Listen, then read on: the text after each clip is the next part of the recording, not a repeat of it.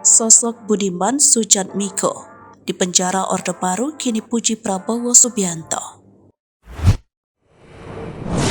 Pernah berhadapan langsung dengan Prabowo Subianto di masa Orde Baru, politisi PDIP Budiman Sujatmiko mengaku akhiri masa lalu dan tatap masa depan. Hal itu diungkapkan Budiman saat bertemu langsung dengan Prabowo Subianto pada Senin 18 Juli 2023, seperti dimuat live Facebook wartakotalive.com. Dalam pernyataannya, Budiman mengatakan bahwa saat ini demokrasi di Indonesia sudah lebih baik untuk membicarakan perbedaan. Maka kata Budiman, saatnya Indonesia kenang masa lalu sebagai masa lalu dan waktunya tatap masa depan. Budiman pun mengaku mengapresiasi Prabowo dan mengaku akan memberikan dukungan kepada orang-orang terbaik bangsa seperti Prabowo Subianto. Bahkan, mantan ketua Partai Rakyat Demokratik itu berharap agar Prabowo tidak terus diganduli masa lalu. Pun Budiman menyebut bahwa saat ini yang terpenting Indonesia harus diselamatkan dalam menghadapi krisis perang, krisis kesehatan, sehingga menjadi kapal yang bisa dikayuh oleh orang-orang yang paham strategi politik, geopolitik, dan sejarah.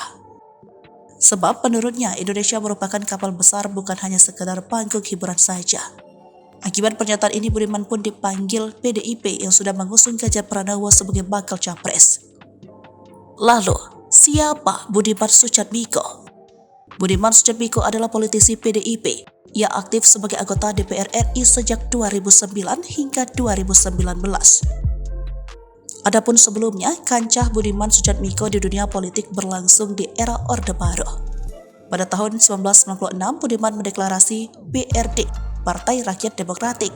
Kemudian hal itu menyebabkan dirinya dipenjara oleh pemerintah Orde Baru dan divonis 13 tahun penjara. Dia dianggap sebagai dalang insiden peristiwa Kuda Tuli pada 27 Juli 1996. Peristiwa Kuda Tuli disebabkan oleh perebutan kantor Partai Demokrasi Indonesia antara kubu Megawati Soekarnoputri dengan kubu Surjadi.